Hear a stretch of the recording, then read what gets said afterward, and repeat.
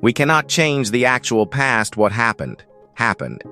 But the way we understand it, record it, and piece it together keeps changing with every new clue we discover. After all, history is written by the victors and warriors, which means much of what we call history is still a human version of the past, not the past itself. And the archaeological discoveries you're about to see today prove one thing clearly: we may not know our history nearly as well as we think we really do. Let's begin our journey with number 15. The Trachylos footprints. The late Miocene period was about 11.6 to 5. 3 million years ago, so, scientifically, logically, it is impossible to think that humans could have walked along a beach in Crete back then. But you might be surprised to know that something pretty close to that may have happened. Along the coast near Trachylos, researchers examined more than 50 ancient footprints pressed into rock from 5.7 million years ago. Many of them looked freakishly familiar, like they had 5 toes, no claws, a large big toe sitting beside the others instead of spreading outward like an ape's, and even a rounded ball beneath the front of the foot. Whoever left them was also walking upright. It is impossible, but here is where it becomes hard to ignore. These tracks appeared nearly 2 million years before the famous Laetoli footprints in Africa. Researchers still cannot say who made them. An unknown ape remains possible. But if they really belonged to an early hominin, then someone from our ancient family was walking through Europe far earlier than we were taught. Number 14. Petra's gods without human bodies. The Nabateans could turn an entire sandstone cliff into something magnificent. But when it came to representing their gods, they often chose a plain block of stone. That contradiction has puzzled experts and visitors to Petra for a very long time. These sacred stones, called beetles, appear in niches, shrines, and religious spaces throughout the Nabatean world. Some are nothing more than rectangular slabs, others carry only a pair of eyes or the slightest suggestion of a nose. Dushara, Petra's chief male deity, was among the gods represented in this strangely stripped-down form. And we know the simplicity was intentional. Nabatean craftsmen carved elaborate tombs, animals, human figures, columns, and decorative details directly from rock. They were perfectly capable of giving their gods ordinary faces. But they simply chose not to. Perhaps a god was considered too sacred to reproduce as a human body, or perhaps the stone itself was believed to hold its presence. Well, who knows? Their inscriptions preserved divine names. What they never clearly preserved was why a featureless stone could stand for a god. Number 13. The 900 bronze artifacts of Somal Hill Well. Almost every ancient civilization was involved in some kind of ritual to please its kings, gods, or sometimes forces we no longer understand. But whatever happened on Hungary's Somal Hill appears to have involved an insane amount of metal. Archaeologists have recovered more than 900 objects there, including weapons, jewelry, military decorations, bronze vessels, amber beads, wild boar tusks, and even surviving traces of leather and fabric. They've identified 6 separate hoards, with the earliest pieces reaching back to the 15th century BCE, but there's one thing that makes this story even more curious. Several valuables had been deliberately placed inside ceramic vessels, a practice never previously documented in Western Hungary from the end of the Late Bronze Age. These were not simply belongings someone accidentally abandoned. The careful arrangement suggests that people intentionally gave up objects carrying considerable value. So, were they actually offerings? If so, then offered to whom? Number 12. The Karahantepe leopard rider. According to what we currently know, Karahantepe is one of the oldest known settlements in the world. Archaeologists have already found some incredible things from this place. But this year, They discovered something that even Turkey's Minister of Culture and Tourism described as being unlike anything seen before. It is an 11,000-year-old stone figure, roughly 70 centimeters tall, showing a man sitting on the back of a leopard. And that is not some modern interpretation of a broken carving. The human body and animal were sculpted together as one scene. The statue came from a platform running beside the wall of a small circular structure, making its real purpose even harder to pin down. Karahantepe's people repeatedly carved humans alongside dangerous wild animals, but this specific arrangement has no known match.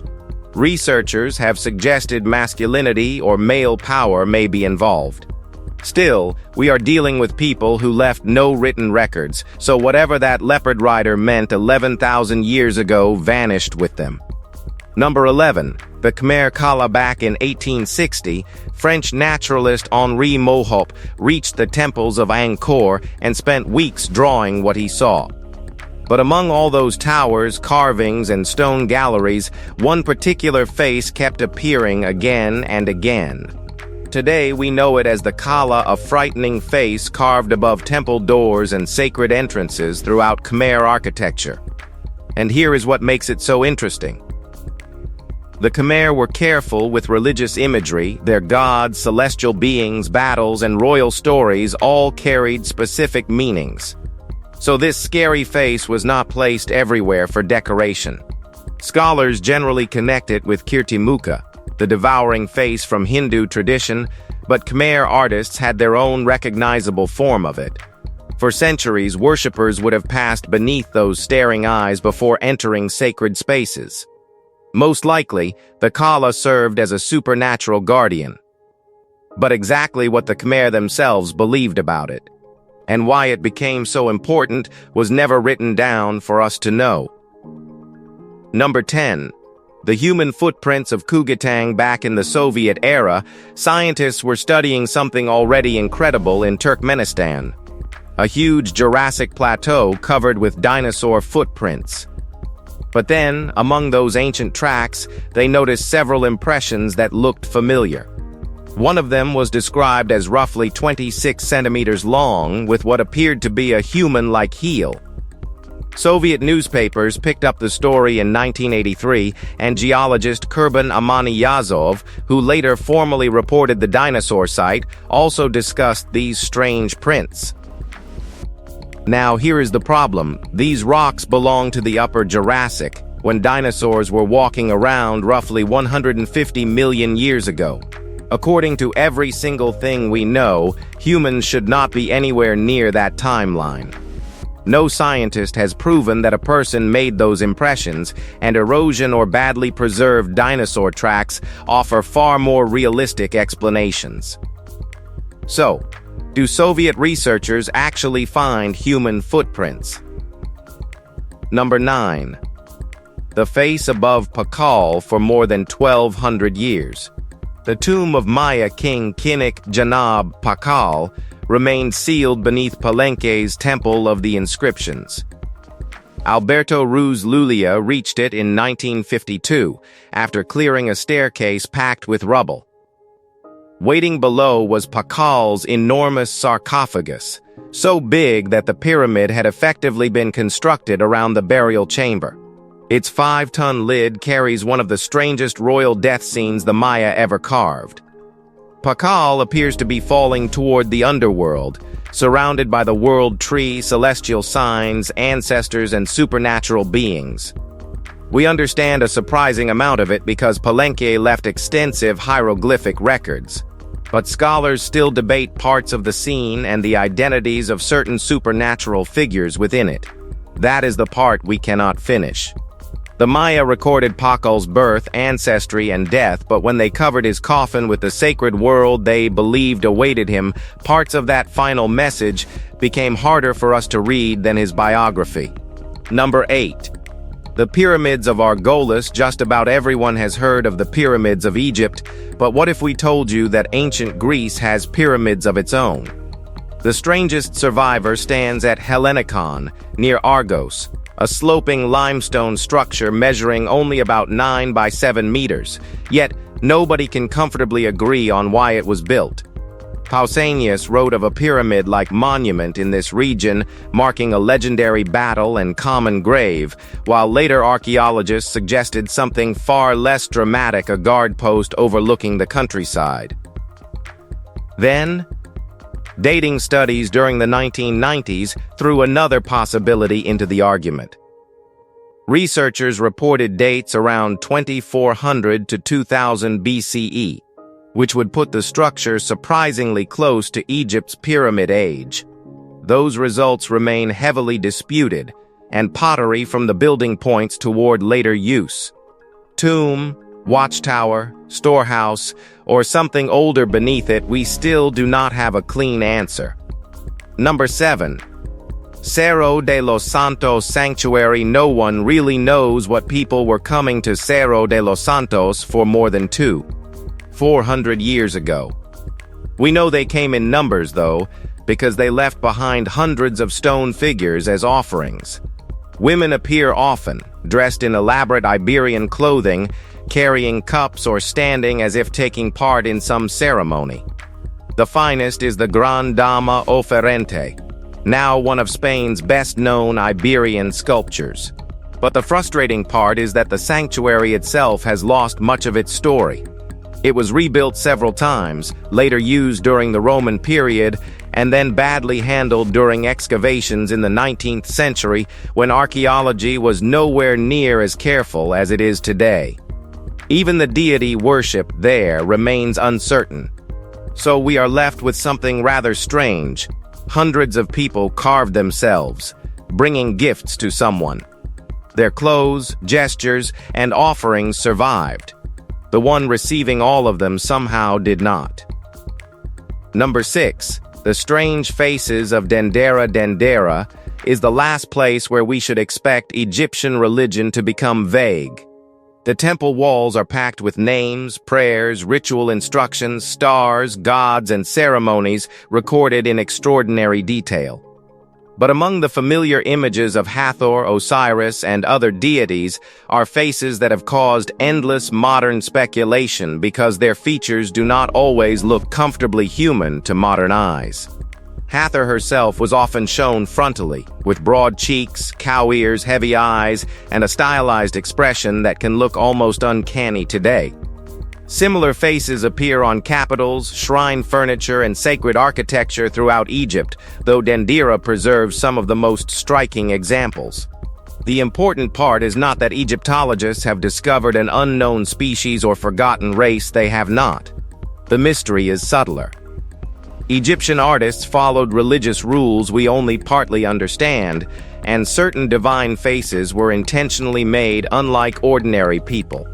We can read the inscriptions beside them, but the artistic choices behind those weird features still leave room for questions.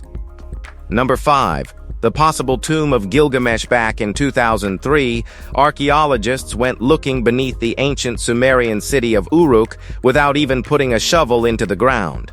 Using magnetic measurements, a German-led team mapped more than 100 hectares beneath the Iraqi soil, revealing houses, fields, gardens, and an astonishing web of canals.